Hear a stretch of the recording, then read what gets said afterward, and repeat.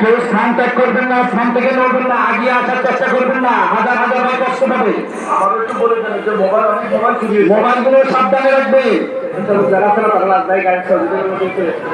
স্বেচ্ছাসেবক ভাইদেরকে রাজবাড়ী গাড়ির সামনে কাছাকাছি চলে আসার জন্য অনুরোধ করছি।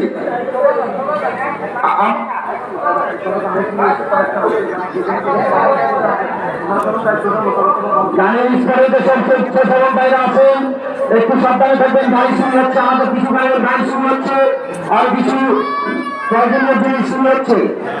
আমাদের স্বেচ্ছাসেবক ভাইদেরকে দায়িত্ব পালন করার জন্য অনুরোধ করছি।